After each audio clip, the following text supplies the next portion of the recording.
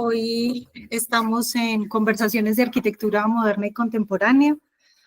Vamos a hablarles esta tarde sobre la arquitectura orgánica de Frank Lloyd Wright.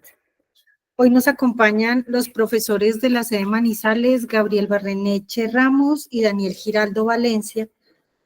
El profesor Gabriel Barreneche es arquitecto de la Universidad Nacional de Colombia, de la sede Manizales, con maestría en Medio Ambiente y Desarrollo Urbano de la misma sede. Actualmente es profesor asociado en esta institución y participa activamente en los programas de pregrado y posgrado de la Escuela de Arquitectura y Urbanismo, específicamente en las áreas de Historia y Teoría de la Arquitectura. Es profesor de la Cátedra de Arquitectura del siglo XX, entre otras, y de los talleres relacionados con intervenciones en contextos patrimoniales. Su formación académica ha sido fortalecida a través de numerosos viajes de estudio en los que se ha interesado especialmente por la arquitectura del periodo de entreguerras, entre ellas la arquitectura de Frank Lloyd Wright, de quien vamos a hablar hoy. En especial su obra construida en Chicago y Nueva York, la cual ha visitado en repetidas oportunidades. Al lado del profe Barreneche se encuentra Daniel Giraldo Valencia. Daniel también es arquitecto de la Universidad Nacional de Colombia, de la sede Manizales. En este momento se encuentra en espera del título de magíster en arquitectura de esta misma institución. Su tesis en maestría versó sobre el sistema usoniano, variaciones en la vivienda de costo moderado de Frank Lloyd Wright. Fue presentada su tesis en el mes de septiembre de 2024 y reconocida con mención laureada. A la fecha está esperando su graduación, Daniel. Ha presentado también artículos y ponencias sobre la arquitectura doméstica de Frank Lloyd Wright en encuentros académicos nacionales e internacionales y actualmente se desempeña como profesor ocasional en la carrera de arquitectura de la sede. También alterna esta actividad con el ejercicio profesional en su estudio de arquitectura, donde colabora con algunos socios. Y los acompañaré también hacia el final de la conversación. Ya ustedes me conocen. Vamos entonces a dar inicio a la charla y que antecede a la conversación del profesor Barreneche. Usted pueda ir avanzando. Así. ¿Sí? Y paso las diapositivas de dónde. Perfecto. Listo. Buenas tardes. Pues primero que todo quiero agradecer a la profesora Isabel y a los profesores coordinadores de esta cátedra en Bogotá y Medellín por esta invitación a compartir algunas ideas sobre la obra del arquitecto norteamericano Frank Lloyd Wright, que desde que era estudiante me apasiona, y pues compartir con ustedes algunas reflexiones de tipo general. Disculpa un momento. Señor. Isabel, es que estamos viendo exclusivamente el afiche de la Ah, sí, todavía no ha pasado el profe, o sí, la diapositiva. Ya, perfecto. Entonces, digamos que un poco como para orientarlos a ustedes en la distribución de la charla, yo voy a hablar sobre algunos principios generales que me han impactado en Wright. Daniel va a hablar más concretamente sobre las obras, especialmente sobre las Wright House y sobre las Usonian House.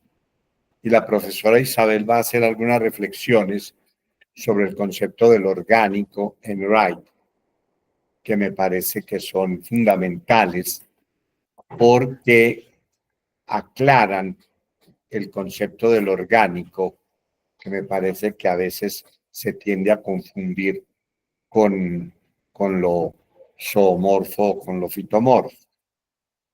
Bueno, entonces, digamos que la primera reflexión que quiero hacer es la coincidencia, feliz coincidencia de el nacimiento de Wright con el nacimiento de nuestra institución en 1867, o sea, los dos cumplimos años. Y pienso, seguramente todos ustedes vieron la película de Walt Disney que se llama Coco, y me parece muy bella la reflexión que se hace allí, porque mientras recordemos a los seres queridos, ellos siguen viviendo en medio de nosotros. Mientras nosotros recordemos a Wright y a todos estos maestros, ellos seguirán no solamente viviendo con nosotros, sino de una forma sutil, mostrándonos sus trabajos y sus enseñanzas.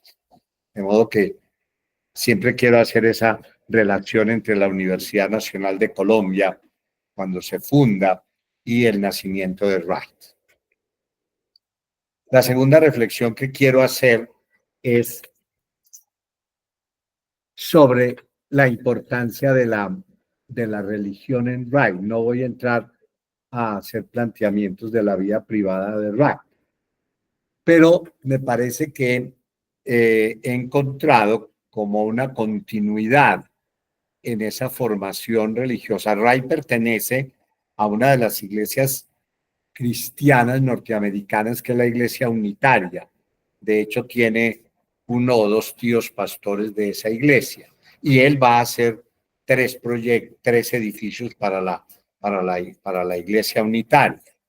Sí, y me parece que el trabajo de Wright en los Taliesin, tanto en el Taliesin de Wisconsin como en el Taliesin de Arizona, a mi opinión, tienen un poco como de mesianismo, ¿no?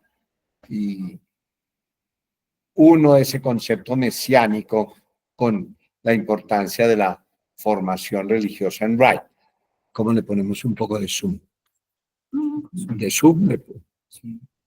Ah, sí, perfecto. Exacto. Un poco más de... Sí. Listo. Miren, por ejemplo, esta diapositiva, que es tomada en su casa de habitación, construida en 1895. Me parece que ese texto del libro de las oraciones de la Iglesia Unitaria Reformada hacia finales del 18, ¿sí?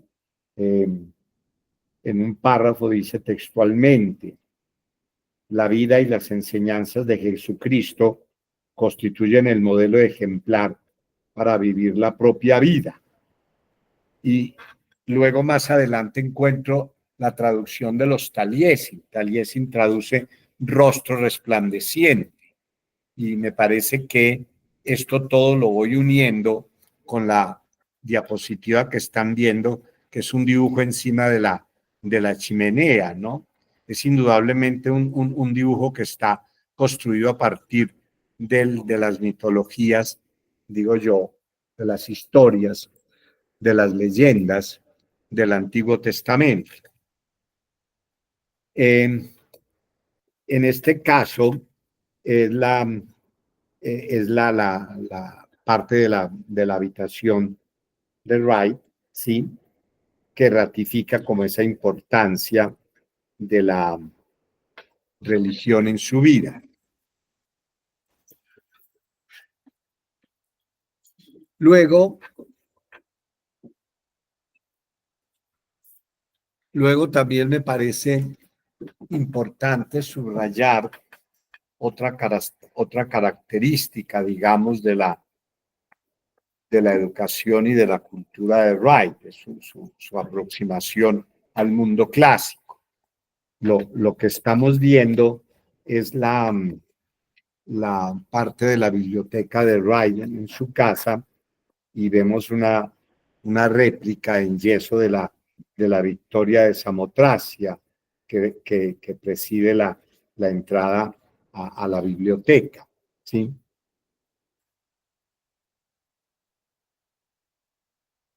está un poco más clara.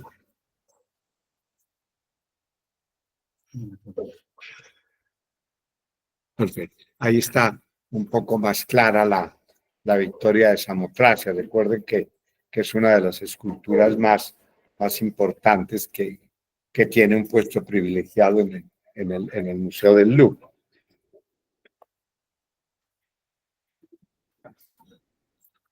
Y en su estudio, tengo aquí el estudio, voy a buscarla.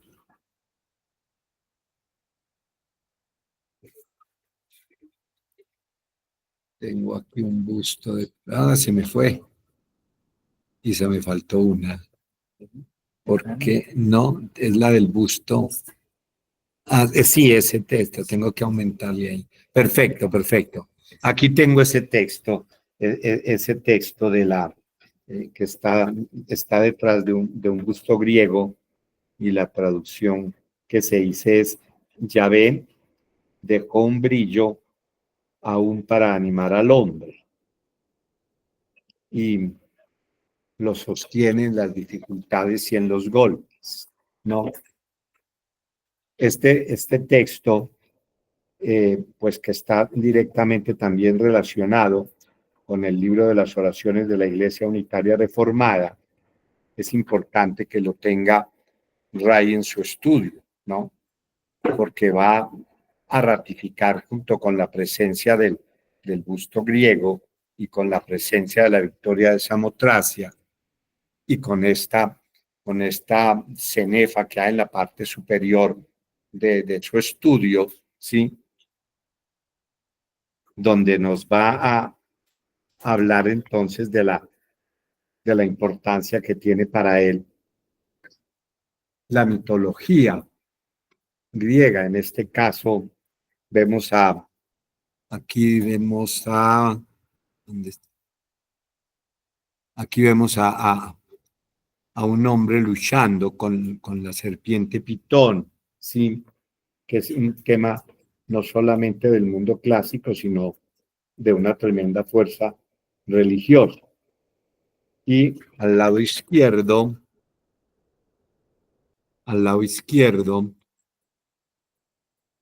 tengo un personaje que está domando un caballo encabritado. Esto perfectamente, normalmente, la iconografía del mundo clásico de Alejandro Magno, que da inicio al helenismo, se representa tomando a su caballo, y me parece que está perfectamente legible ahí en ese friso de su estudio la importancia de la mitología y la importancia de Alejandro Magno como el iniciador del helenismo.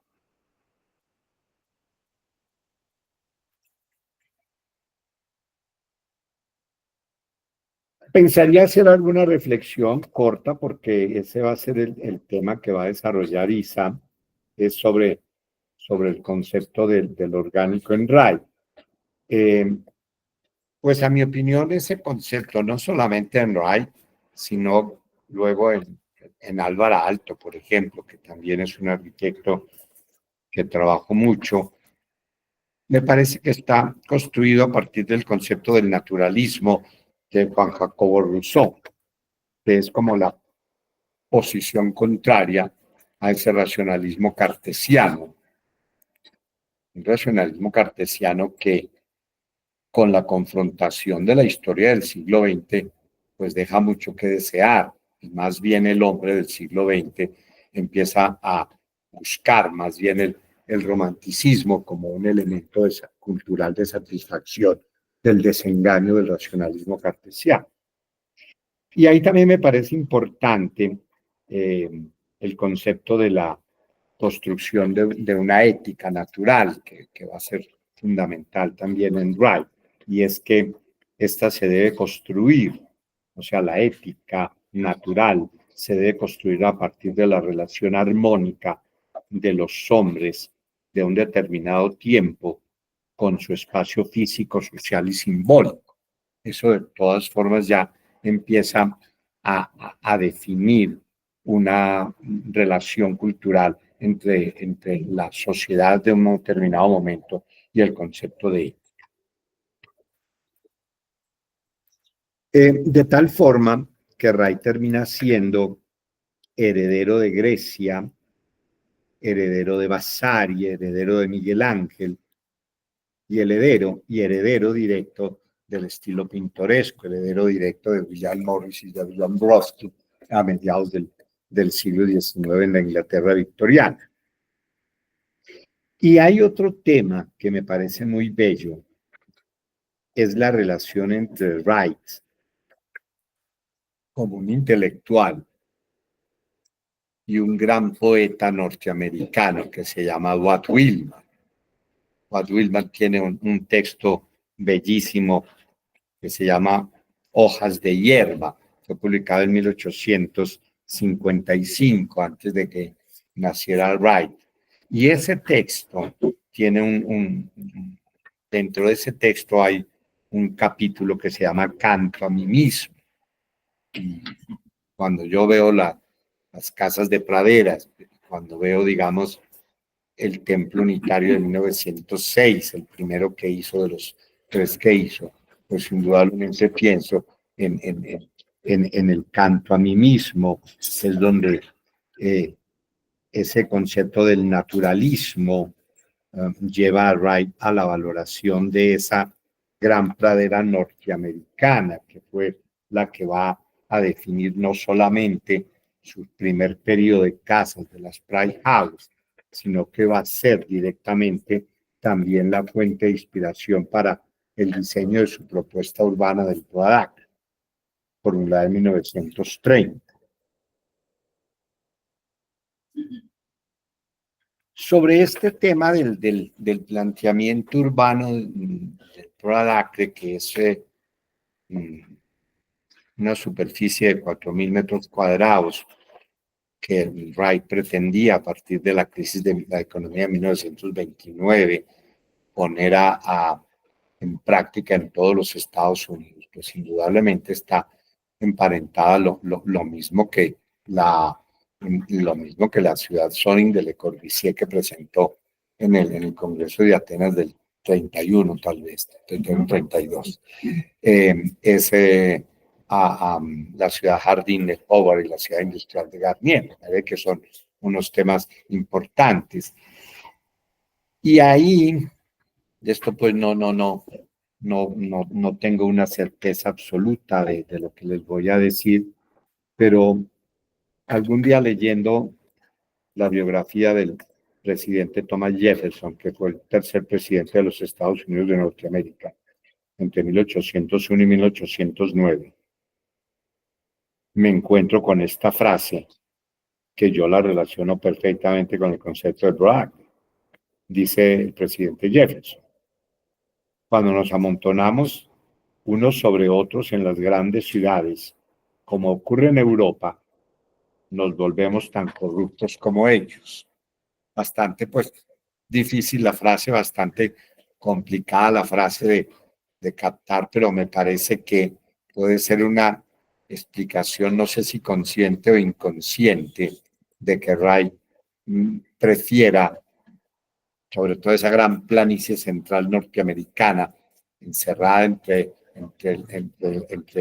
las cordilleras de las Rocallosas y las, no, se me fue el término, la otra cordillera de Occidente, las Apalaches, entre los Apalaches y las Rocallosas, esa gran pradera la dividiera en pequeños cuadrados para que la gente pudiera allí ubicar su casa. Y ahí tiene una reflexión muy interesante, es el punto donde ubica la casa. Esto posiblemente lo tocará Daniel ahora cuando hable de las Paijao.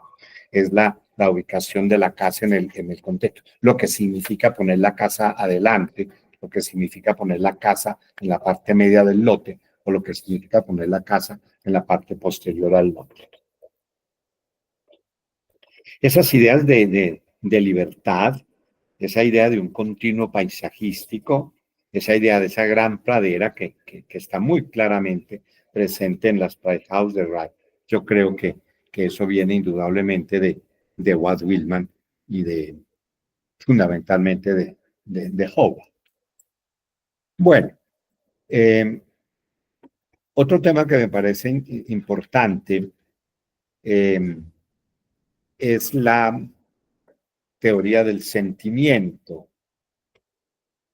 es la Einfühlung que llamamos, que luego va a ser, a partir de principios del siglo XX, ya va a ser reelaborada como la gestáltica. Es decir, es la relación entre el sujeto y el objeto. En esto me parece que Wright tiene una gran sensibilidad en la relación que hace y en el diseño que hace, especialmente en las House, sobre los elementos, sobre los muebles, sobre las lámparas, sobre la proporción de los espacios, hay una identidad perfecta entre él como usuario, hablo digamos desde su casa personal, ¿sí? a todos los elementos.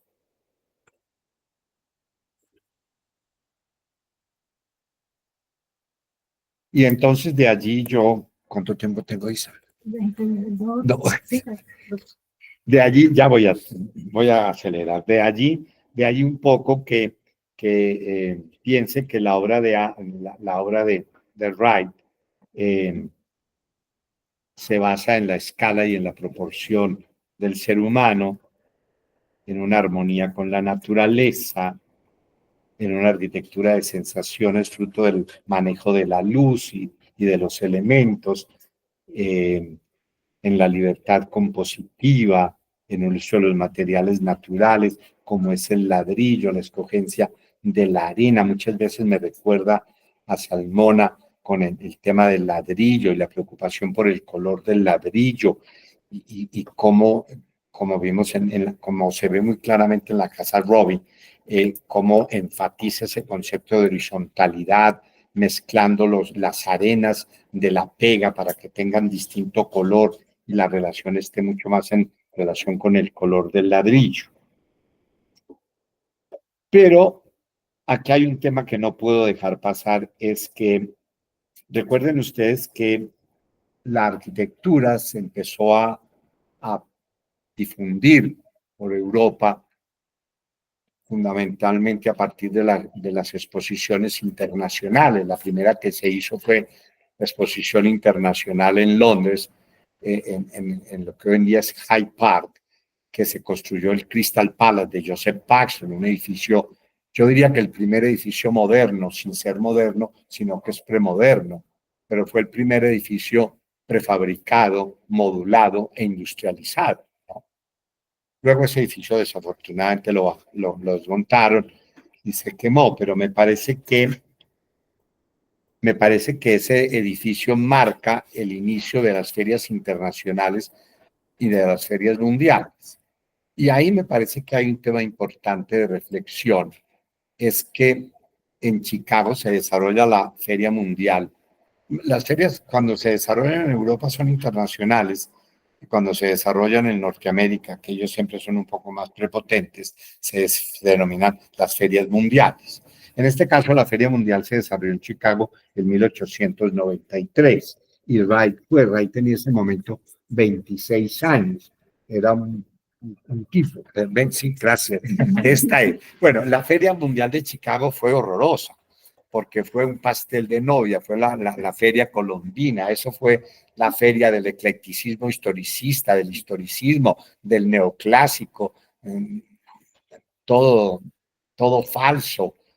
Fue como yo digo que fue como la versión anterior a Las Vegas, ¿sí? Pero en esa feria exposición estaban estos 2 edificios, 4 edificios pequeñitos. Voy a ponerle un poco de suma aquí. Estos 4 de aquí, no los de atrás, estos 4 de aquí, es el pabellón que llevó el Japón a esa exposición. Es una arquitectura de madera basada en el tatami, que es esa proporción rectangular de la cama o del tarima para dormir. Y lo curioso, y que eso lo aprendió Wright perfectamente, es que la madera es un elemento vivo. Y como elemento vivo no debe ser violentado por la penetración de un clavo, de un tornillo. Es que toda esta madera en que se hacen, todavía se hacen los templos en el Japón. Es una madera que encaja en cajuelas que han sido talladas con la garlopa, ¿sí? De una forma como si fuera una escultura lo que se estuviera haciendo. Y luego las maderas simplemente encajan. No hay la violencia del martillo, de la puntilla, del golpe. No es simplemente el encajar las maderas para que ellas funcionen. Y esa lección la aprendió Wright perfectamente. Y ahora cuando Daniel muestre, seguramente mostrará algunos interiores de las prayadas. Van a observar ustedes la belleza del mobiliario, de las lámparas, de las puertas, del piso inclusive. Bueno, entonces esa exposición es fundamental en la obra de Wright. Gracias, Isa. Ahí está perfectamente la importancia, ¿sí? Bueno, yo creo que ya para ir terminando, para dejarle tiempo a Daniel y a Isa, solamente hay otra reflexión que quiero hacer. Esta es una reflexión que quiero hacer a todos los estudiantes, es la importancia de la historia.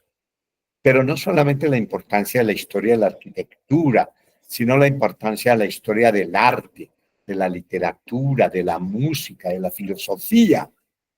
Y entonces cuando digo filosofía pienso en Platón y pienso en los sólidos platónicos que fueron tan importantes no solamente para el mundo clásico, sino para el Renacimiento, para el Barroco, las planimetrías renacentistas, las planimetrías barrocas, pero también las planimetrías de Wright, ¿sí? Y en ese sentido, el cubo le ofrece a Wright el cuadrado, la esfera les ofrece a Wright el círculo y la pirámide le ofrece a Wright el triángulo. Y con esas formas, Wright desarrolló muchos de sus proyectos. Por ejemplo, en 1906, cuando diseña el Templo Unitario en Chicago, parte del cuadrado. En 1955-56, cuando diseña el Guggenheim de Nueva York, parte del círculo. Y luego, en ese periodo, diseña 2 templos para su iglesia unitaria, y los 2 están a partir del triángulo. Entonces es la aplicación del concepto filosófico de los sólidos platónicos como Wright llega a orientar su trabajo planimétrico. Sí, Isa, yo creo que con eso daría por terminado mi charla, no pidiendo disculpas por la prolongación del tiempo. Gracias, Gaudio. Bueno, buenas tardes a todos. Muchas gracias, primero que todo, a Isa, por la invitación otra vez. Y bueno, un saludo para todos los que están conectados. Bueno, yo voy a seguir un poco la charla, la conversación, con lo que ya había hablado Gabriel, entendiendo pues que esos principios de los que nos hablaba, de lo del sujeto-objeto, escala de proporción, de la libertad norteamericana que venía desde Jefferson y de Walt Whitman, el pabellón del Japón, los sólidos platónicos, resuenan en el proyecto de Wright, o sea, se materializan en el proyecto de Wright, ¿cierto? Entonces, a continuación les voy a ir mostrando unos proyectos y cómo esas cosas se ven explícitamente en el proyecto y en el cómo Wright hacía proyectos. Antes que eso, me gustaría pues como darles una base, ¿cierto? Como para que entiendan un poco quién fue Wright. Wright fue uno de los arquitectos, yo creo que más longevos, análogo a Foster, diría yo, contemporáneo, que también ya lleva un par de años en su práctica profesional. Wright murió de 92 años, hizo su primer trabajo de arquitectura a los 18, o sea que tuvo una práctica profesional de 74 años. En esos 74 años realizó 1.114 proyectos, o sea que son un aproximado de 15 proyectos por año, que es un montón. Obviamente es un promedio. Hubo años que realizó 2, hubo años que realizó hasta 30. Pero es para que entiendan un poco la escala de quién fue Wright. ¿Listo?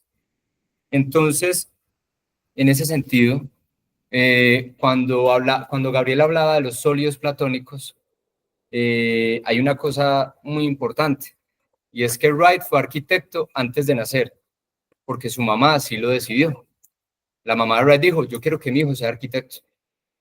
Y ella compró en su momento unos juguetes de un psicólogo noruego que se llamaba Froebel. Este psicólogo lo que hacía era sacar juegos para niños y la mamá pues de Wright impulsaba esos juegos en él, ¿cierto? Aquí pues ustedes pueden ver lo que Wright comenzaba a hacer desde niño, desde muy temprana edad. Wright ya sabía muy desde pequeño componer, cómo trabajar, o sea que cómo trabajar las relaciones geométricas dentro de un proyecto, ¿cierto? Entonces ya era un conocimiento previo que él tenía y que más adelante se va a ver de una manera muy, muy intensa en su forma de proyectar. Por ejemplo, en este caso, esto es un proyecto, un dibujo de un proyecto no construido de Wright, y ustedes pueden ver ahí cómo esa trama, esa retícula con la que él ya venía jugando desde niño, la sigue utilizando ya siendo arquitecto. Pero esa trama no era solo una trama en planta, también era una trama totalmente tridimensional. Entonces ya era una cosa que él venía trabajando pues como un antecedente muy previo en su vida que lo siguió utilizando. Esta casa es la casa Winslow de 1894. Es uno de los primeros encargos independientes que realiza Wright. Aquí él ya tenía 27 años. Pero para que tengan otro dato interesante, es que cuando Wright hace esta casa, Mies y Le Corbusier tenían 7 y 8 años. O sea que Wright estaba un poquito más adelantadito. Como ustedes pueden notar, esta casa, digamos que es como una transición entre un poco esa arquitectura clásica de lo que se estaba utilizando en Estados Unidos, como estilos como el Reina Ana, que eran estilos que venían desde Inglaterra, y se pueden ver 3 grandes cuerpos, ¿cierto? Pero hay 3 cosas fundamentales que Wright buscaba para separarse de esa arquitectura tan clásica, y era la horizontalidad en la cubierta, cómo esos aleros salían, la falta de decoro, o sea, ya casi no hay decoración, esas fachadas ya son un poco más limpias, y ya solo el primer nivel ya toca la horizontal de la tierra, porque escondía el sótano. En el interior todavía también hay una cosa muy primigenia en Wright, muy inicial, y es que los espacios todavía se ven totalmente compartimentados, ¿cierto?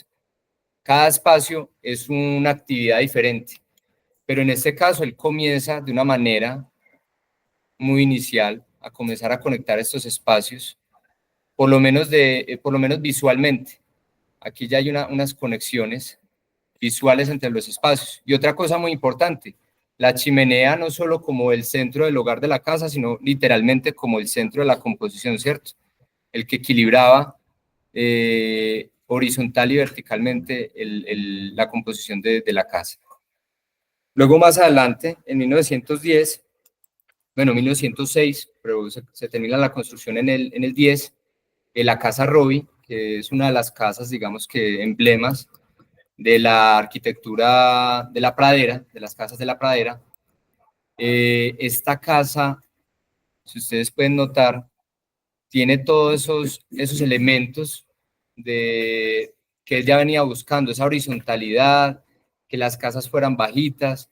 Digamos que él utilizó la pradera a su favor, ¿cierto? Esas grandes superficies, ese territorio prácticamente que se veía interminable, esa horizontalidad, lo que no tenía un fin, y la utilizó a su favor para que las casas fueran mucho más apaisadas, para que se vieran más pequeñas de lo que en verdad eran, y utilizaba estos grandes aleros para hacerlo. Vean que aquí vuelve otra vez Wright a utilizar una modulación, una retícula. En este caso, en las casas de la pradera, la modulación no es es a través de las jambas, o sea, es espacial. O sea, el espacio que hay entre las puertas era lo que él utilizaba para determinar la modulación que utilizaban estas casas.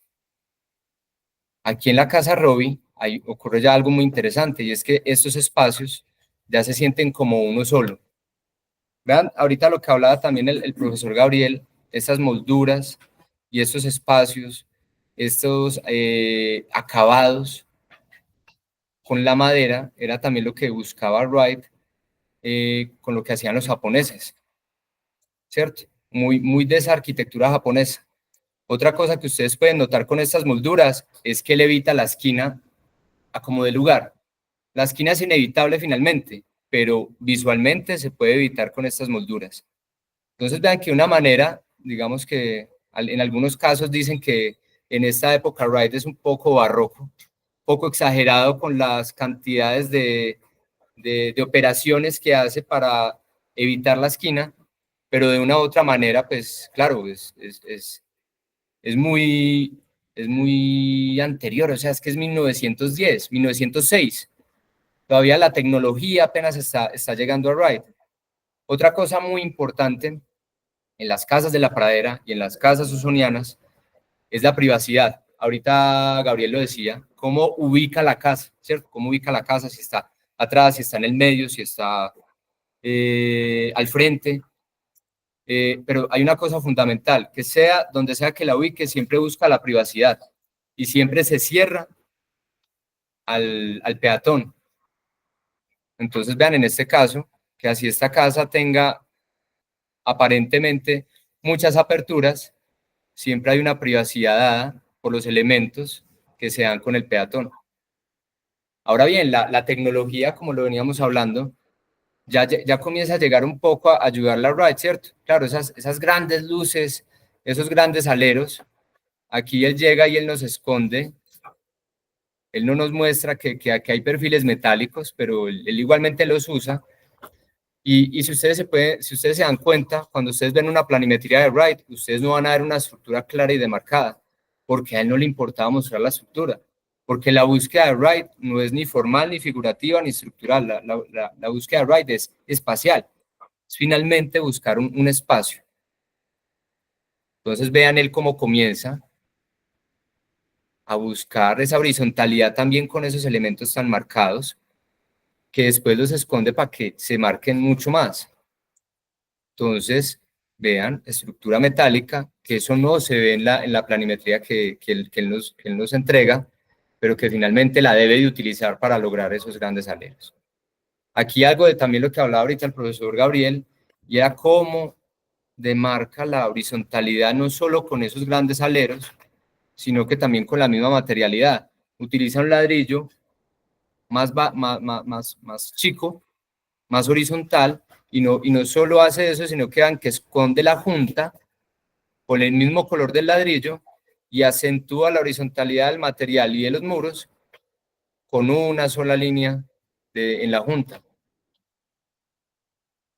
Ahora bien, volviendo de nuevo a ese pabellón japonés que Wright vio en el 83, vean que la arquitectura tiene sus similitudes. O sea, él indudablemente fue influenciado por esa arquitectura japonesa que vio en la Feria Mundial de Chicago y se comienza a ver en su arquitectura, ¿cierto? Hay que entender que esa arquitectura japonesa se apropia del lugar. O sea, como dirían por ahí, se explaya, ¿cierto? Busca ocupar la mayor cantidad de espacio posible. Y lo pudo hacer por la horizontalidad del lugar, por la pradera. Otra cosa que Wright también, que en un principio lo niega rotundamente, y ya después, cuando va entrando en edad, muy humildemente, ya dice que sí, que la arquitectura japonesa tuvo un impacto en su arquitectura. Él en un principio la niega, después dice, sí, yo no sé qué hubiera sido de mí si yo no hubiera visto el Japón. En este caso, no solo en su arquitectura, sino en cómo mostraba su arquitectura. Vean, esto es un hanko japonés, y vean en la manera también de cómo él dibujaba y mostraba el proyecto. En estos casos, el dibujo también nos va mostrando cómo rompe la caja Wright, ¿cierto? Aquí él la rompe con los aleros, retranqueando esta superficie, poniendo unas molduras, poniendo este alero, y vean con el dibujo cómo rompe la esquina, poniendo esta vegetación en este costado, en este costado. Ahora bien, vean, esto es una casa, la Martin, de 1905, que se asemeja mucho a esos templos japoneses, ¿cierto? Evidentemente una casa pues absurda, de un millonario, pero que tuvo la oportunidad de hacerla y la hizo tal cual como esos templos japoneses. Esta casa pues se hizo por varias fases: la casa original, la casa de juegos y una extensión que tuvo después. Pero claro, siempre apropiándose de esa pradera. Entonces ustedes pueden darse cuenta que esa apropiación de la pradera de Wright no fue inmediata, él se fue dando cuenta de eso paulatinamente. Esos eran sus encargos cuando estaba trabajando con Sullivan, de una manera muy tímida, sacaba los aleros, trataba de romper esa verticalidad del proyecto y lo fue logrando. Sin embargo, en este proyecto, el Templo Unitario de 1906, él textualmente lo dice, él no sabía lo que estaba haciendo hasta que hizo este templo. Él no sabía que estaba destruyendo la caja hasta que hizo este templo. O sea, ya lo hizo de manera consciente. Y de nuevo, de una manera un poco exagerada, ¿cierto? Porque finalmente él en algunos casos lo dice, la esquina es inevitable, en algún momento hay que enfrentarla, pero vean cómo este elemento lo separa, o sea, lo retranquea de esta otra superficie, esta otra la retranquea de esta superficie, la pone más abajo, pone estos elementos para que la esquina no se consolide totalmente, y así también en el interior. Vean, vuelven las molduras, las perforaciones, los lucernarios. Miren que también hay una congruencia, una concordancia entre el mobiliario, la iluminación que él propone, que él todo lo diseñaba absolutamente. Él tenía el control de hasta las puntillas que se ponían en el proyecto. Entonces vean que siempre entre ellas se van relacionando. Luego llegamos a la casa La Cascada, una de las casas pues también emblemáticas del arquitecto, que dicen que es una de las mejores casas, con la casa de Mies, de la Frankfurt, una de las mejores casas del siglo XX. O sea, entre las dos se pelean el lugar. No se sabe cuál de las dos ha ganado todavía. Pero entonces, aquí pasa algo muy particular en Wright. Y es que, claro, para poder entender un arquitecto de estos, hay que partirlo en época, ¿cierto? Casa de la Pradera, Casa Usoniana, Casas Usonianas, Casa de la Pradera. Pero yo diría que más que Wright ser un arquitecto que está dividido en etapas, es un arquitecto que tiene una única búsqueda y como ya les dije, es espacial. Pero pasa algo particularmente en esta casa, y es que Wright sale de la pradera. Wright ya no está en la pradera en esta casa. Wright está rodeado de naturaleza. Entonces él, creo que era una conversación que tenía con Neutra, y le decía que la pradera estaba dentro de la casa. O sea, Wright ya no hace uso de la horizontalidad de la pradera. Wright ya lleva la horizontalidad a la casa. Entonces, si ustedes se dan cuenta de estos planos en esta fotografía, es que la casa es supremamente horizontal. O sea, Wright ya no necesita de una gran superficie, de un gran paisaje para tener esa horizontalidad, sino que con los mismos elementos desde la casa, esos espacios abiertos que se proyectan hacia el exterior, estos interiores tan cerrados que luego se proyectan con estos elementos que también se van proyectando y los van acompañando, llevan esa pradera a la casa, o sea, llevan esa horizontalidad dentro de la casa. Entonces vean, por ejemplo, acá, cómo se proyecta, y no hay un gran espacio acá, pero ya se entiende que esas proyecciones hacen que el espacio interior sea más grande, que ese espacio interior aparente sea mucho más grande.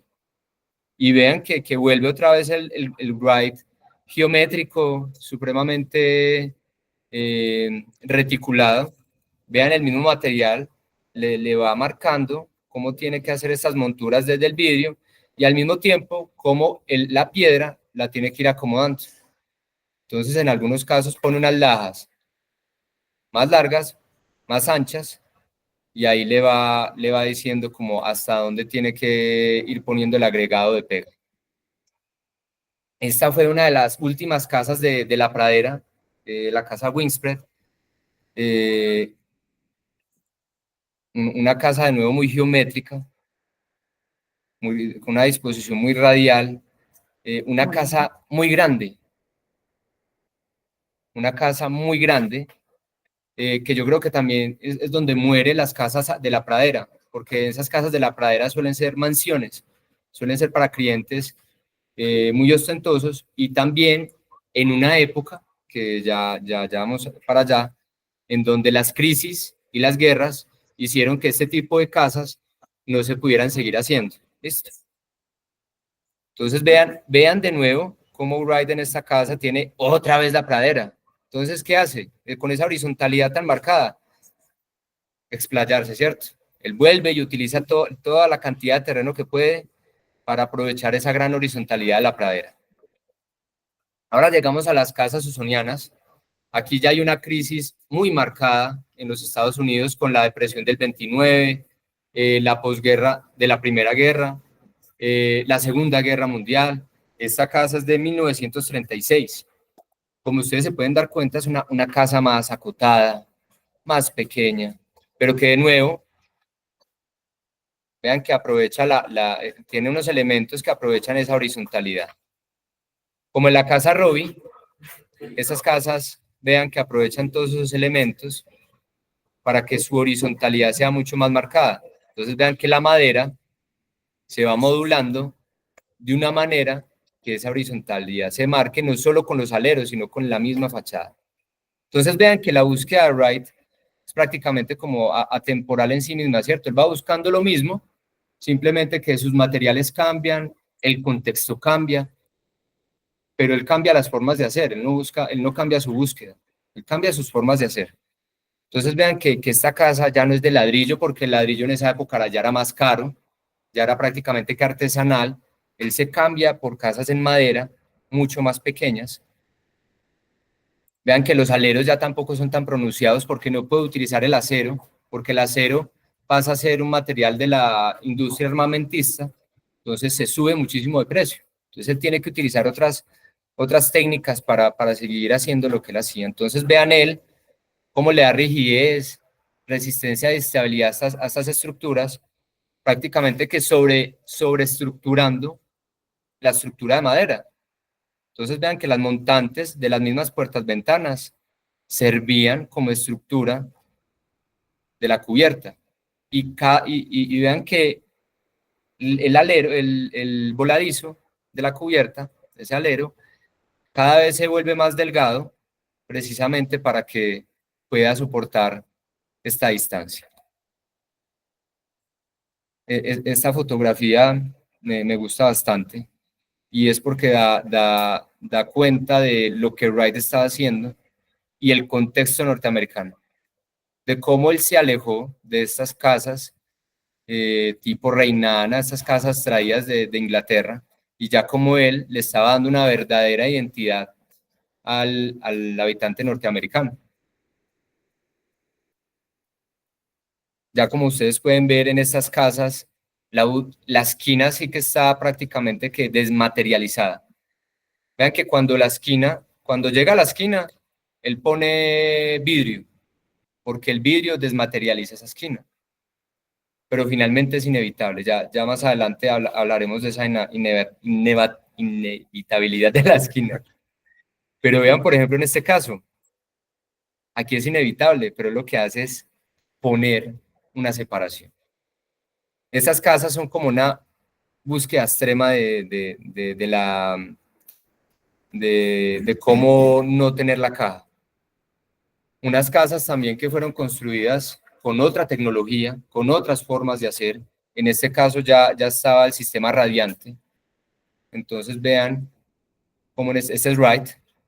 En estas casas ya hay una lógica diferente, hay una tecnología diferente. Vean, de nuevo vuelve la retícula otra vez en Wright. En este caso también ya llega el carro ya hace parte de la condición de la casa, el porche, ¿cierto? ¿Cómo se condiciona este nuevo elemento de vivienda en los Estados Unidos?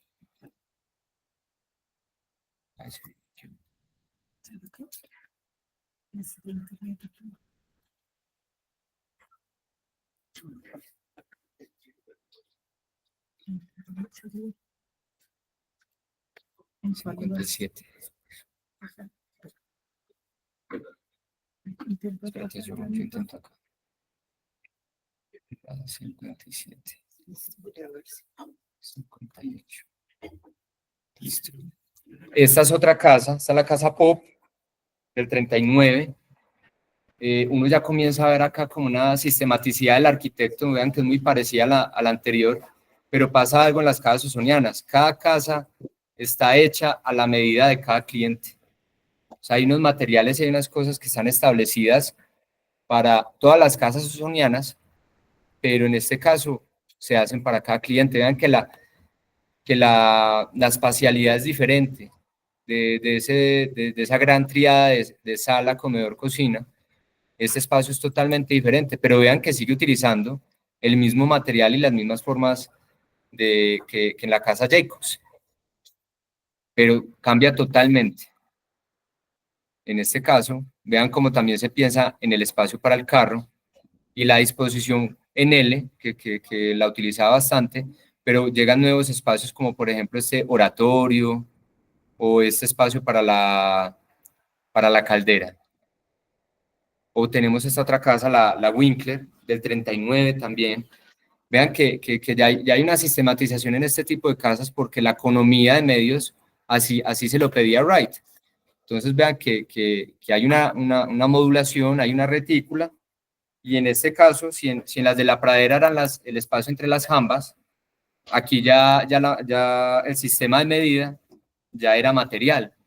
Entonces esto ya estaba dictado por el material que se utilizaba en las casas. Vean en este caso que es una casa que se hace con las mismas lógicas que las dos anteriores, pero es totalmente diferente su concepción final, su resultado, por las mismas exigencias del cliente. Vean en este caso acá el cómo rompe la esquina con este elemento acá. Aquí también lo hace. Vean, por ejemplo, los elementos. En las casas usonianas pasa algo también muy particular, y es que los muebles ya van integrados al espacio. Como son casas más pequeñas, que van entre los 100 metros cuadrados, 140 metros cuadrados, las más pequeñas, todo ese espacio que se tiene que aprovechar para unas casas tan pequeñas, pues obviamente el mobiliario se tiene que adosar a los bordes de ese espacio.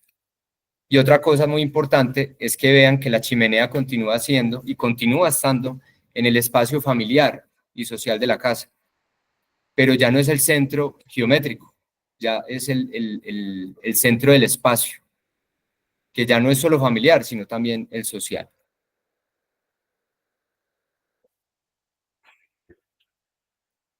Y eso era finalmente un dibujo de una casa que no construyó Wright, pero era como lo que buscaban estas casas, ¿cierto? Como las condiciones y las formas de vida cambiaron, quería, por ejemplo, que la mujer tuviera el control en toda la casa. Las familias ya eran más pequeñas, si ustedes se dieron cuenta, las casas de la pradera eran muy grandes, había servidumbres en estas casas después de estas crisis. Mucha gente se fue a la guerra, no volvió, las familias eran más pequeñas, ya seguramente era una mamá y 2 hijos, entonces las casas tenían que responder a esas condicionantes.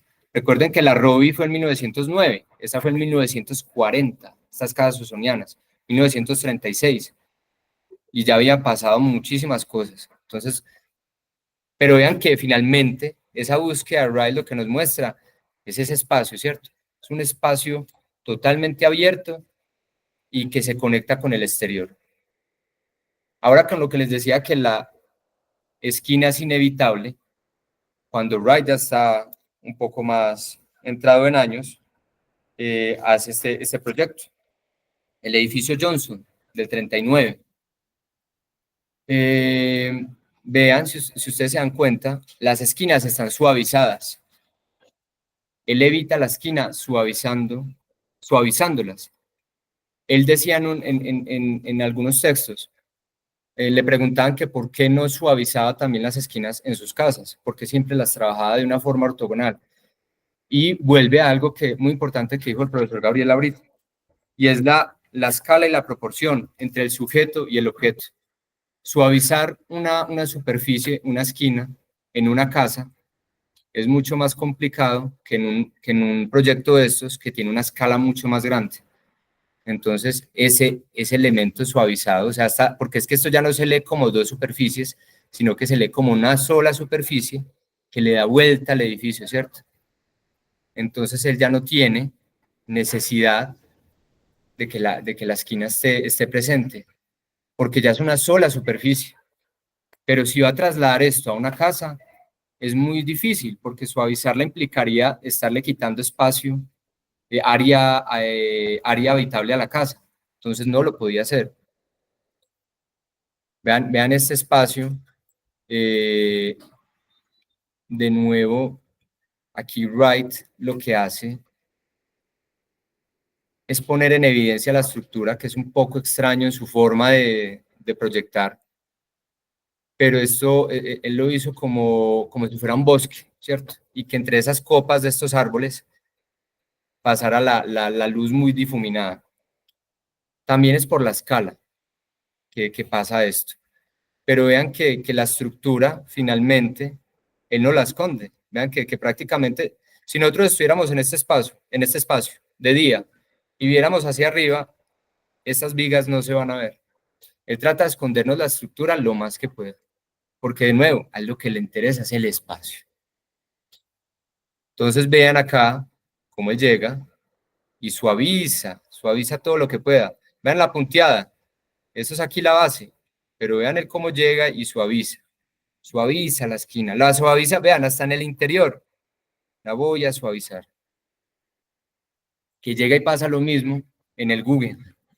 Esa fue la última obra de Wright, ya a sus 92 años, no la alcanzó a ver construida. Para que sepan, el Guggenheim iba a ser rosado. Wright murió y Olgivana, que era su esposa, dijo que lo hicieran blanco. No sabemos si fue una buena decisión o no. Era rosado. Vean que en este caso, Wright también suaviza las esquinas. Así, ¿pero por qué? Porque por la escala del edificio, porque la escala se lo permite. Y no solo por la escala, sino también por el espacio que está condicionando en este edificio. Hay un gran vacío central en donde él quiere realizar un recorrido perimetral en espiral por esa rampa, por este gran espacio. No lo hace adrede, no lo hace adrede. Entonces él utiliza esta forma circular. Él al final de su carrera, de su vida proyectual y de su vida prácticamente, comenzó a utilizar y a explorar muchas formas circulares. Vean, en este caso aquí suaviza la esquina, y en este caso con este volumen también lo que está haciendo es suavizarla, no, para también darle un respiro a la ciudad, al paramento de la ciudad, para que supieran que su edificio está ahí. Vengan, aquí estoy yo, ¿cierto? Aquí me estoy posicionando como arquitectura y me estoy poniendo más atrás del paramento también de los mismos proyectos de la ciudad. Ahora, una cosa muy importante que yo creo que da pie también con lo que va a exponer la profe Isa, que habla sobre la arquitectura orgánica, y que también lo decía ahorita el profesor Gabriel, y es que la arquitectura orgánica no tiene que ver nada con las formas naturales, ni círculos, ni es que el terreno me dio esta forma circular y alaviada, y por eso es orgánico. No, eso es totalmente diferente. Vean que cuando Wright trabajaba formas circulares, volvía de nuevo a la geometría. Vean cómo irradia de acá a este centro lo que va a hacer acá y aquí comienza a hacer es composiciones, este centro llega al borde de este círculo que tiene acá, y todo lo que hace es pura geometría. Vean de nuevo aquí como su retícula tan ortogonal viene a imponer lo que él va a hacer en esas formas circulares. Entonces la arquitectura orgánica no tiene que ver nada con las formas de la naturaleza, que tiene forma de árbol, forma de hoja, no tiene que ver nada con eso, ¿de acuerdo? Y yo creo que con eso termino y le doy pie a la profe Isa para que les explique más de la arquitectura orgánica. Bueno, yo creo que intentaré ser breve para que podamos tener una conversación por lo menos de 20 minutos. Yo creo que alcanzo en unos 10, 15 minutos a presentarles. Quisiera retomar la invitación que hace el profe Gabriel sobre la historia. Agregarle, sumarle tal vez a esa invitación que hace el profe para ver la historia de la arquitectura y de los sucesos que acompañan los acontecimientos o los edificios, la construcción de los edificios. Yo quisiera sumarle a otra aproximación a la historia, y es verla de forma dinámica, o sea, ver la historia como el proveedor o la proveedora de lecciones atemporales que se pueden abstraer de la arquitectura y que pueden tener uso en la contemporaneidad. Creo que eso surge también un poco a raíz de la pregunta que nos hacían las profes de la clase pasada, es la pertinencia de estudiar una arquitectura determinada de un momento determinado. Y yo estoy convencida, por lo menos yo, no sé si todos estén convencidos, pero mi postura es que la historia tiene algunas lecciones sin tiempo, o sea, hay lecciones como la que nos propone Wright, que es la de la organicidad, que no tiene tiempo. Yo creo que intenté hacer la tarea de buscarles algunas arquitecturas contemporáneas orgánicas para ver cómo de ese planteamiento que nos propone Wright derivaron múltiples arquitecturas, las más inmediatas seguramente las de Neutra y Schinkel, que eran más cercanos a Wright, pero después de ellos muchas y muchas y muchas más arquitecturas, los griegos, si uno mira un poco la arquitectura griega del siglo XX, Sénetos, Constantinidis, Balzamakis, uno ve una profunda relación con el mundo y una arquitectura orgánica. Entonces, tal vez la invitación a ver a Wright es en eso que Dani nos decía que es constante en su búsqueda. Una vez finalizan las casas de la pradera y él empieza a hacer las casas usonianas, la preocupación es transversal a esa manera de hacer. Y yo diría que la preocupación por la relación con el mundo supera a Wright, debería ser una preocupación de la buena arquitectura. Para eso yo pensaba, para la presentación de hoy pensaba que era importante entender que esa arquitectura surge en el contexto que nos decía Dani del Shingle Style. Entonces hay también una postura muy fuerte de Wright contra el Shingle Style. Escribe en contra de la cornisa, escribe contra el sótano, escribe contra el ornamento, o sea, tiene una pelea casada con la arquitectura que se está haciendo en Norteamérica en ese momento, la siente foránea, la considera foránea, y entonces plantea una pregunta por cuál debería ser la arquitectura de Usonian, ¿no? La arquitectura que él consideraría responde a las condiciones norteamericanas. Y aunque en principio hay una arquitectura más vinculada a ese Shingle Style, luego toma distancia, como decía Dani, no fue un proceso inmediato, pero él va tomando distancia y empieza a plantear esa arquitectura horizontal, y a partir de eso él empieza a preguntarse por lo orgánico. Es importante aclarar que esa pregunta por lo orgánico, la arquitectura orgánica, la simplicidad orgánica, la denomina de muchas maneras. Desde 1893, cuando escribe el texto de la causa de la arquitectura, ya empieza a plantearse la preocupación por cómo debe ser esa arquitectura, cómo es esa relación con el mundo, que es finalmente esa preocupación que da lugar al uso de la palabra orgánico. En 1908, la Architectural Record le publica una serie de números dedicados a su arquitectura en el que él va desarrollando algo a lo que él llama premisas de la arquitectura orgánica. Él intenta poner en operaciones cómo debe ser esa arquitectura orgánica. En el 30 tiene una entrevista en la que vuelve a hablar de la arquitectura orgánica, y en el 53, en el texto El idioma de una arquitectura orgánica, Wright hace esta definición, que me permito leérselas para que entiendan a qué se refiere él con lo orgánico. Él inicia diciendo que la arquitectura orgánica la palabra orgánico denota la condición más bien de orgánico, denota en arquitectura no solo lo que puede colgar en una carnicería, levantarse sobre 2 pies y ser cultivado en un campo. La palabra orgánico se refiere a la entidad, y quizás por ello sería mejor emplear la palabra integral o intrínseco. Como se usó originalmente en arquitectura orgánica, orgánica significa la parte al todo como el todo a la parte. Así, entidad como integral es lo que se requiere decir en realidad con la palabra orgánico. O sea, es más que ese uso de unas determinadas líneas, que incluso Wright reitera la necesidad de la línea recta, en tanto la máquina puede responder mejor a la línea recta que a la línea curva, y la máquina es una herramienta que permite llevar a cabo la arquitectura orgánica. O sea, él no desconoce la importancia de la máquina en esa creación de la arquitectura orgánica, y se refiere más a esa relación entre las partes y el todo, y en el caso de la arquitectura, el todo es la pradera, el todo es el desierto, el todo es el mundo en el que la arquitectura se desarrolla. En esa entrevista, esta imagen es icónica en Wright, esta serie de imágenes, él le toman unas fotos, está haciendo una entrevista, y les voy a leer lo que él dice cada vez que pone las manos en una posición o en otra.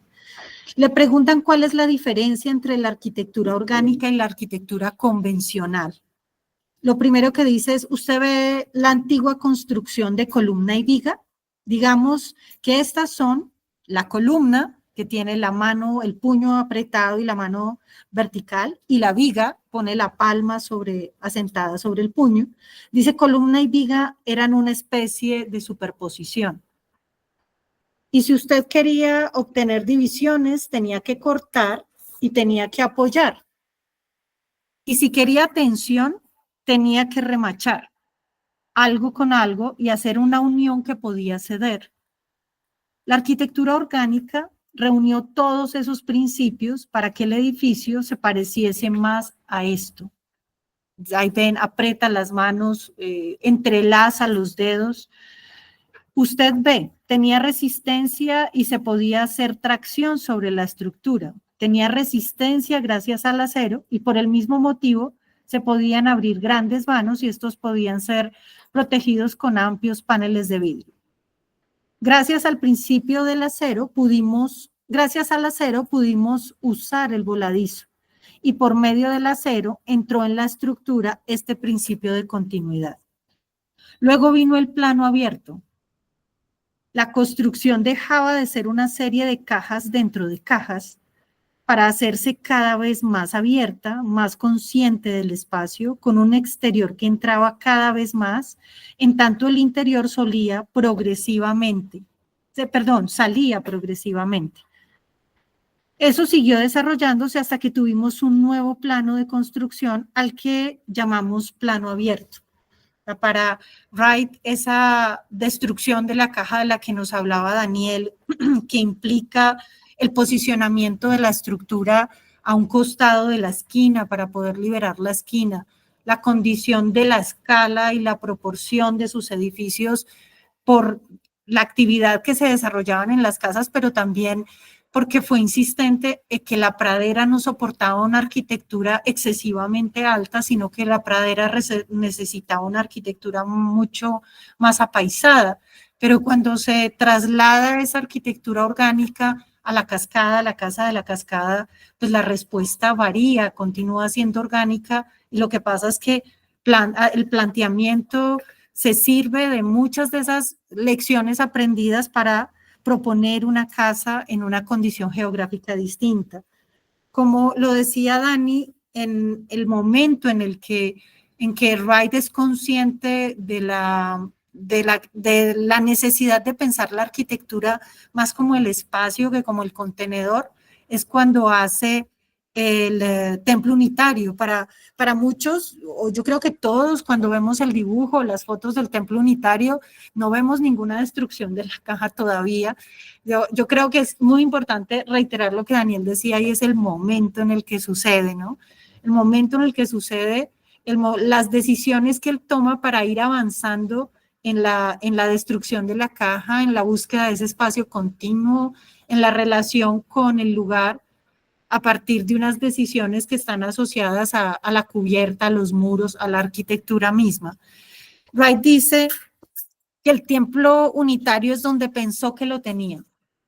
Esta idea de que la realidad de un edificio ya no consistía en paredes y techo, encontrarás allí, en el templo unitario, la sensación de la gran sala que entra, espacio no amurallado ahora, pero más o menos libre para aparecer. Yo creo que él es consciente de que está más o menos liberada, destruida la caja. En el templo unitario encontrarás que las paredes realmente están desapareciendo, encontrarás el espacio interior que se abre hacia el exterior y verás que el exterior entra.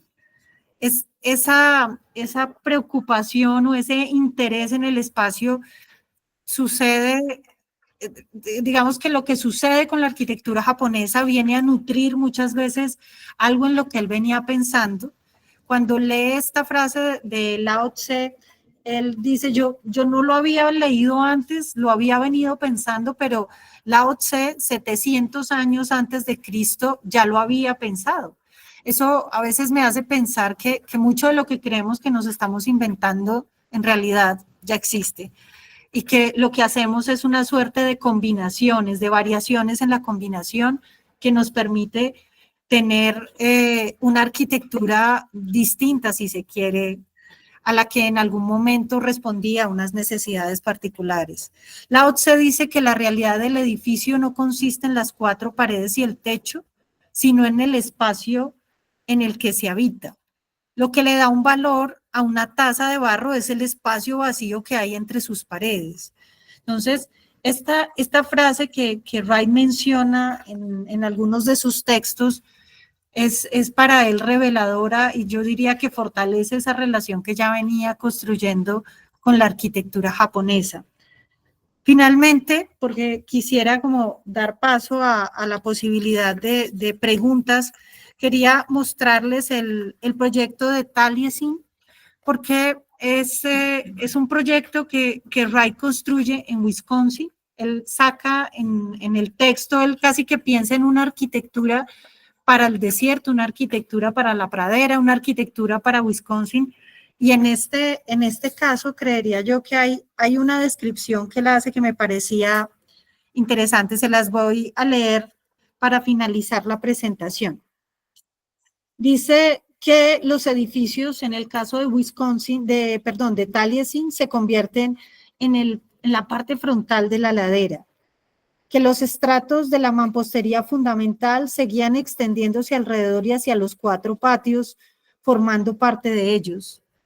Dice después que luego la piedra estratificada ascendía hacia las paredes inferiores de la casa y desde el suelo mismo hasta las amplias chimeneas. Esta piedra nativa preparó el camino para la construcción más ligera de las paredes superiores de madera enlucida. Taliesin debía ser una combinación abstracta de piedra y madera, fusionándose naturalmente con el paisaje de las colinas circundantes. Las líneas de las colinas se reflejaban en las líneas de las cubiertas. Las pendientes de las colinas eran sus pendientes, y las superficies enlucidas de las ligeras paredes de madera, retrocedidas en la sombra bajo amplios aleros, evocaban las extensiones planas de arena de las que nos hablaba el profesor Barreneche, siendo del mismo color porque de allí provenía el material que las recubría. Quería un hogar en el que los carambanos, que son estas piecitas de vidrio, de hielo que vemos puntiagudas, invitados embellecieran los aleros, así que no había canaletas. Y cuando la nieve se acumulaba profundamente en los techos y se apilaba en los patios, los carambanos colgaban como notas en estacato desde los aleros, prismáticos, colgantes de cristal, a veces de hasta 6 pies de largos, brillaban entre el paisaje y los ojos desde el interior. Taliesin en invierno era un palacio helado, techado y amurallado con nieve, adornado con flecos iridiscentes. Los cristales planos de las ventanas resplandecían brillantes y cálidos a través de todo, mientras la luz de las enormes chimeneas los iluminaban desde los interiores junto al fuego, y columnas de humo de madera de una docena de chimeneas ascendían directamente hacia las estrellas. O sea, consideraba que esa arquitectura pensada para el invierno y el verano contemplaba como no sé, el alero, que tenía una dimensión determinada, protegía la fachada, pero también era pintado de blanco por debajo y de esa manera podía rebotar la luz e ingresar al espacio interior. Para mí, Wright plantea esa consistencia que creo yo es propia de los maestros de la arquitectura, y es que emprende una tarea por la búsqueda de esa arquitectura orgánica en la que las espacialidades se conjuntan, el material adquiere importancia, la esquina se diluye, el interior se incorpora y la arquitectura adquiere una escala adecuada para el desarrollo de la vida interior. También propone la desaparición del ornamento, la importancia del mobiliario. Creo que pocos como Wright nos presentan una arquitectura tan intrínseca como él lo planteaba, tan pocos nos muestran esa relación estrecha entre la arquitectura y el mundo. Eso era lo que queríamos presentarles el día de hoy, presentarles la búsqueda en los proyectos, en la vida de Wright y en lo que marcó muchas de las decisiones que a lo largo de su carrera reiteró, así transformar algunas de ellas. Quisiéramos entonces escucharlos por si alguno tiene alguna pregunta en Medellín, en Bogotá, aquí en Manizales. Somos todo oídos. Marisa, qué texto tan bello, ese que leíste al final. Sí, ¿De quién? De él. Pero es bellísimo. Es el texto que publica en Testamento. Eso de las estalactitas Sí. son bellísimas. Es bonito. Ay, Provoca ir a Taliesin. Hay Ahí que ir ahora, a Taliesin. si nos están escuchando. Sí, aquí estamos. Ah, bueno, yo dije, ay Dios, porque no los puedo ver. Jaime, qué pena. No, quedamos absortos. Es que quedamos sin palabras. Después de esas lecturas y esas imágenes quedamos sin palabras. Espérame, Jaime, voy a conectarme desde el celular, pero no soy capaz de entrar, Dani, aquí Ay, ya se fue. al WhatsApp. Tú eres capaz de salirte de aquí. A ver, mira, vamos a ver. Espérame, Jaime, voy a entrarme. Gracias. Voy a entrar y, chicos, no sé si aquí hay alguna pregunta. Juan Felipe Rúa tiene la mano levantada. Juan Felipe, por favor.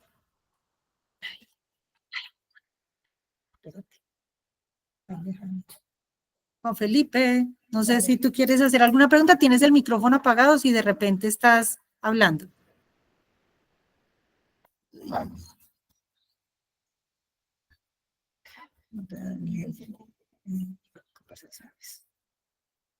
Chicos, aquí, ¿alguna pregunta? Isa, ¿tú Señor. me escuchas bien?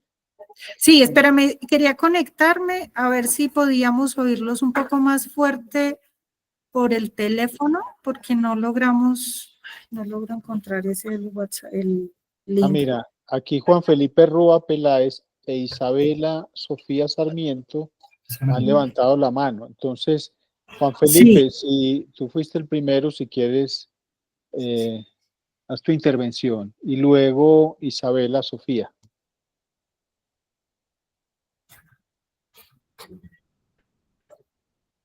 Juan Felipe, tienes el micrófono apagado. Debo apagar este, ¿cierto? Y si no, entonces Isabela, adelante.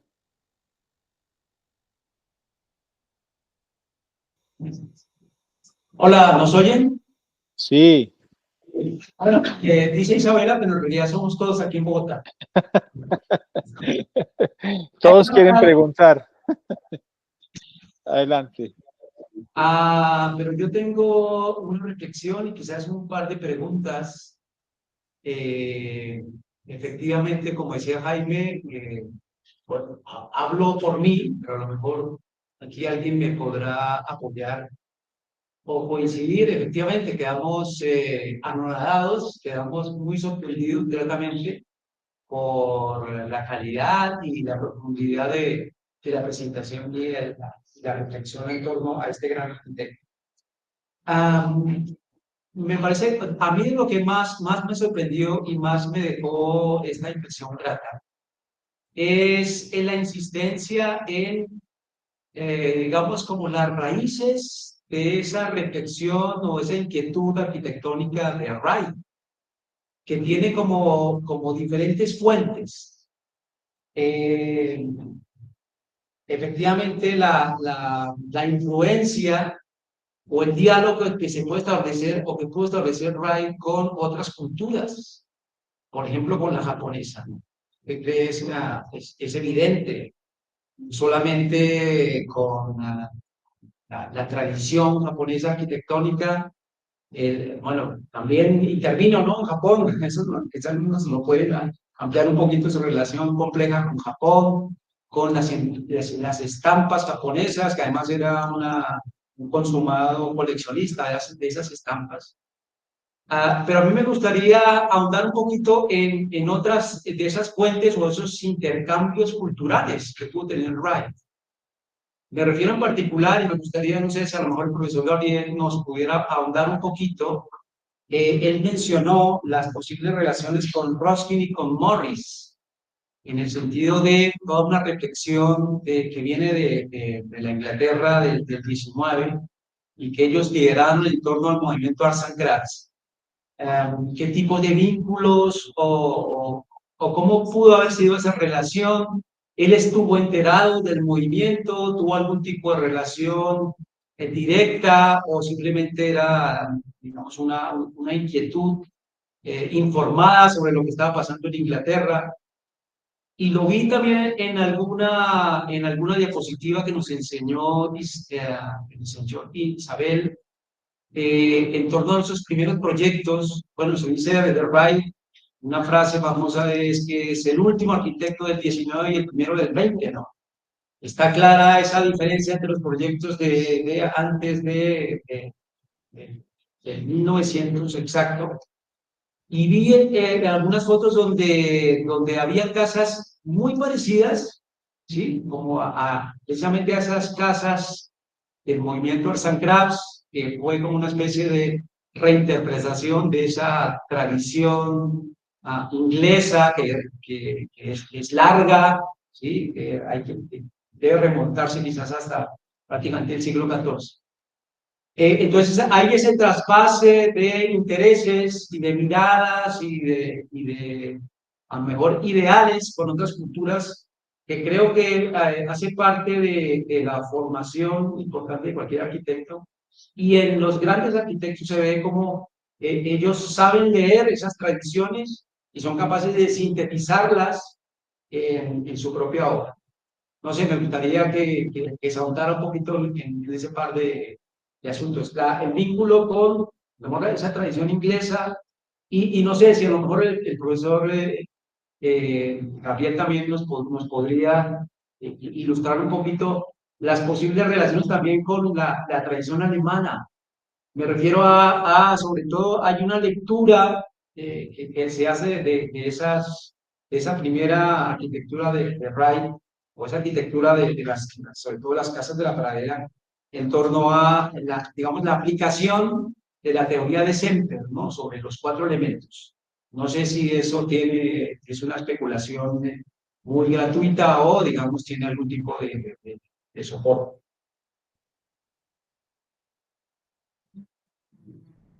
¿Nos oyeron? Sí. Espérate, casi no Sí, te ofrecer el sí, micrófono. Sí, ya Bueno, te... pues muy interesante su intervención y sus preguntas. Claro, el movimiento Arts and Crafts fue un movimiento de una tremenda importancia en la Europa de mediados del siglo XIX, ¿no? No solamente tuvo influencia en Norteamérica, sino que, como usted lo mencionó, tuvo una clara influencia en Alemania, en la Alemania de la primera posguerra, porque fue uno de los movimientos, junto con la escuela del Lauchester y la escuela del Verbund, que definieron la teoría para formar Bauhaus, que era la escuela de arte de Weimar que dirigía Henry van de Velde.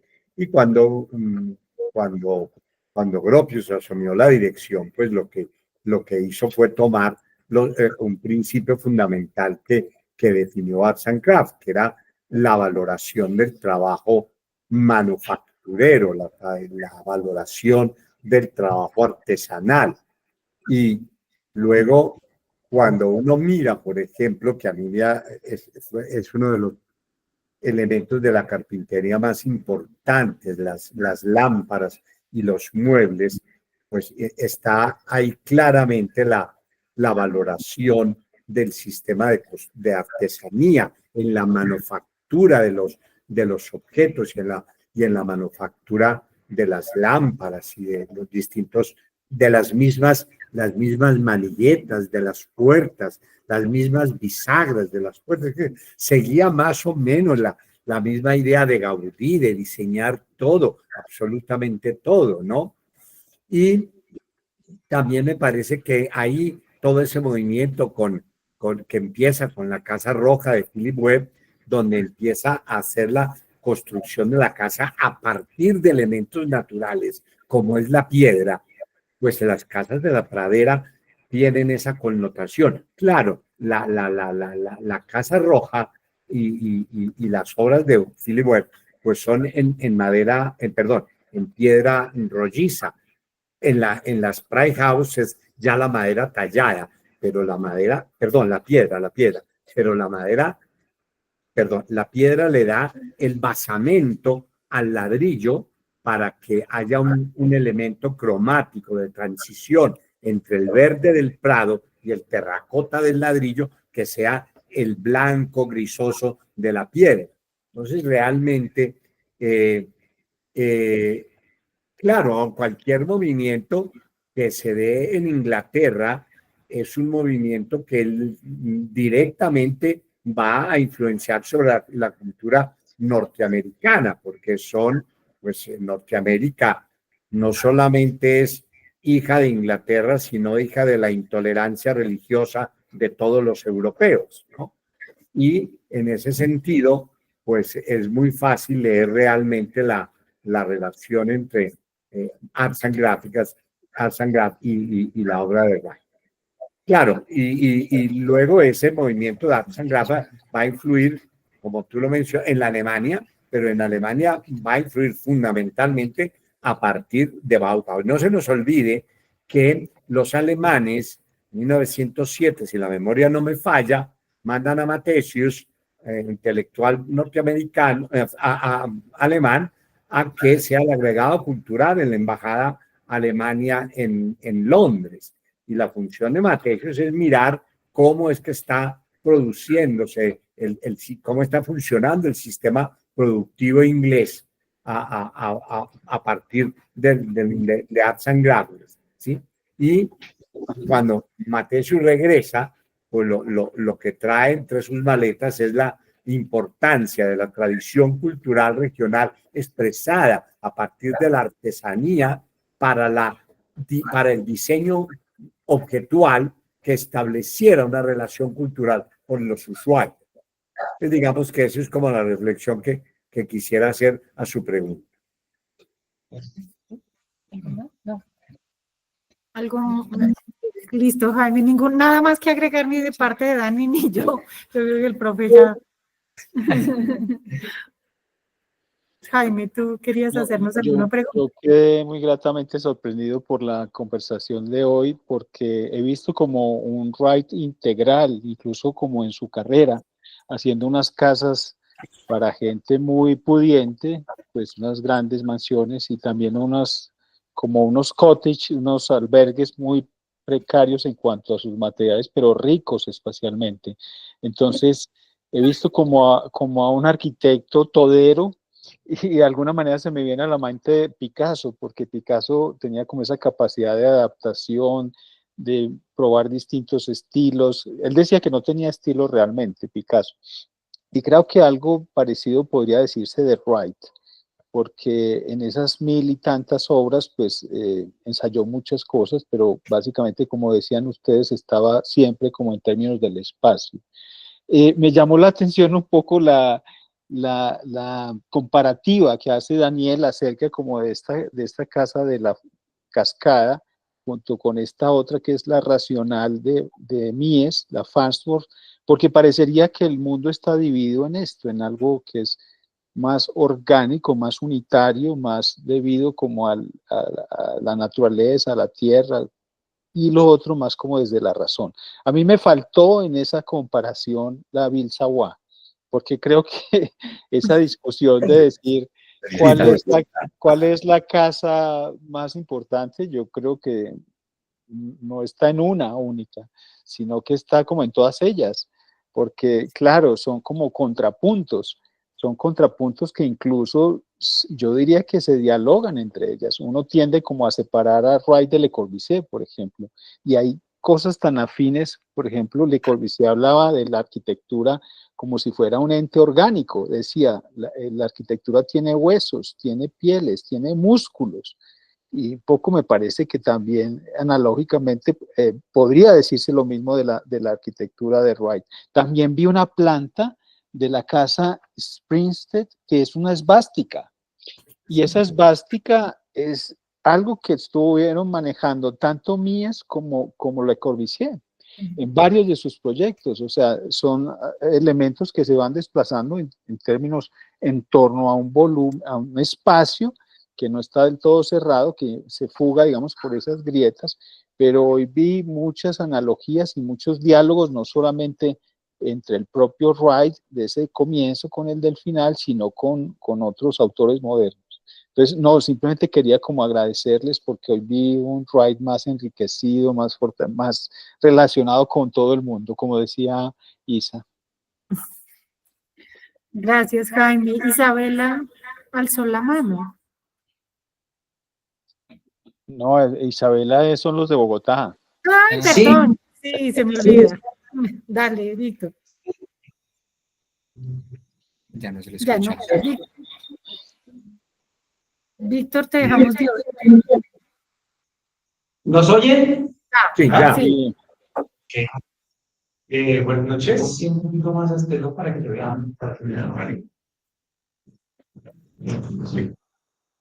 Así, hola, buenas noches. ¿Sí se me oye así? Sí, te escuchamos. Charlas, nuestras conversaciones, vi que había un tema, bueno, un concepto que mencionaba mucho y es que era la horizontalidad, que es un tema muy recurrente en la obra de Mies. Hay algo que me causa curiosidad y es que por lo visto la mayoría de sus edificaciones pues son edificaciones de baja altura, pues no son rascacielos o edificaciones altas, y me gustaría saber si hay alguna razón por las cuales se desarrolla este tipo de edificaciones y en las que sí lo logra hacer, como es ese diálogo de la horizontalidad pues en altura. Sí, si quieren. Sí, sí. Bueno, no, el Wright evita mucho la vertical, pero hace varios proyectos, propone también muchos proyectos de torres, y siempre su dispositivo para tratar de evitar esa verticalidad son esas molduras horizontales para tratar por lo menos de partirlo por cuerpo, ¿cierto? Claro, porque al compartimentar, al tener varios cuerpos, lo que hace es partir la vertical. Entonces él ya no necesita desplazarlo o desaparecer la esquina, sino que él trata como de una manera muy visual, ¿cierto? Pura visualidad es lo que trata de hacer en esos casos. Él construye una torre de apartamentos en el 50, en el 48, pero es una torre de 10 pisos. Y él sí, que de nuevo es en esvástica, y él sí desaparece totalmente la esquina por ahí, y es más, el edificio se ve más bajito, en algunos textos dicen que parece ser de 6, de 5 pisos, o sea, como la mitad de lo que en verdad es, porque, o sea, lo que Wright hace, o sea, Wright hace y deshace para tratar de que la horizontalidad sea muy marcada. Hay un proyecto que digamos que sí es muy curioso, que hizo una torre de 1 milla. Una milla en Chicago, 1 milla pues es un absurdo. Son no sé cuántos. Sí, una utopía, no sé cuántos, porque son kilómetros, o sea, no son metros, ya llega a los kilómetros. Entonces es una cosa absurda. Pero de nuevo, cuando uno ve los dibujos que él hace, vuelve la horizontalidad a partir, tratando de marcar también mucho eso. En el edificio que muestras, que es el Johnson, ahí se ve claramente, ¿no? Se ve claramente cada uno de los entrepisos, entonces uno no logra nunca oculta la horizontal, sino que la acentúa para que la vertical no predomine, y en realidad la vertical es suma de horizontales en este caso. Se esconde la magnitud. Se esconde la porque magnitud. hay vacíos y hay llenos. Sí. Entonces en esas... Y el lleno es horizontal. Y el lleno es horizontal. Sí. Entonces la magnitud se ve muy reducida. Pero a mí me gustaría agregar una cosa, quizás en aras de la discusión. Yo no sé si, o sea, plantearlo de esa manera suena un poquito dogmático, porque me parece que las verticales, sobre todo en estas casas de la pradera, están. Entonces establece una especie de dinámica, de diálogo, efectivamente, con un acento en las horizontales, pero por ejemplo, la presencia de la chimenea. Claro, la chimenea. Claro. Pero no es alto. No, pero digamos que él está enfatizando como la vertical. O sea, estábamos diciendo aquí que la chimenea no es tan alta. Incluso uno de los ataques que hace a las casas del single style es por la altura excesiva de las chimeneas. Pero tienes razón, él compensa la horizontal, sí, es cierto. Sí. Es cierto, él compensa esa horizontal con la verticalidad de la chimenea, pero en comparación, por ejemplo, con las casas que se hacen en ese momento del single style, no son tan altas ni tan esbeltas. Entonces, y en la casa de la cascada todo el núcleo es una vertical, que finalmente es el que articula todas las horizontales. Todas. ¿Cierto? En la casa de la cascada él tiene un núcleo vertical que articula. Es cierto. De hecho, creo que esa es una de las claves para el éxito que tiene Wright en Europa, que entra por Holanda. Y ese diálogo que se establece entre la arquitectura de Wright y el neoplasticismo, en el sentido de la abstracción de los planos, es Claro, lo que da la clave. Es que el portafolio va a ser muy importante para la construcción de la estética del neoplasticismo. Claro, sí. Y además, Wright también lo decía en la casa natural, que la chimenea es tan importante que es la que ancla, es el elemento vertical que ancla la casa al piso, a la horizontalidad. Sí. O sea, no la eleva, sino que la ancla, sí. O sea, con más fuerza. Como dato curioso, 1 milla son 1.6 kilómetros. Entonces ya se imaginan el edificio que propuso. Chicos, aquí, preguntas, ¿alguna pregunta? Sí. Aquí van a hacer una pregunta. Digamos, cuando hablaban del tema de privacidad, hablaban que tenía ventanas largas y estrechas y tenía unos muros, unas paredes altas y cerradas que, digamos, hacían que la casa fuera más privada. Entonces, pues me surge la duda, Diana, pues empiezan como esas ventanas más grandes, más abiertas, y los muros pues bajan su tamaño. ¿Cómo continúa manejando esa privacidad? Una muy buena pregunta. Aquí es la respuesta. La casa usoniana, si recuerdas, hay unas imágenes que son completamente cerradas. Esa es la fachada que da hacia la calle. Y él, como es un espacio tan reducido, abre totalmente la fachada hacia atrás, o sea, hacia el interior del lote, hacia el patio o lo que él generara en la parte de atrás, ¿cierto? Como hacia ese jardín. Entonces, el que siempre las fachadas que dan hacia la calle son completamente ciegas. Es más, el porche es el que indica hacia dónde es la entrada de la casa. El porche ya es como la bienvenida, es como que aquí es el acceso, por aquí se puede acceder, porque es totalmente cerrado. Y ya cuando tú entras, oh sorpresa, se abre totalmente hacia el exterior, porque ya están en su propio mundo, pero está totalmente separado de lo privado, de lo público, perdón.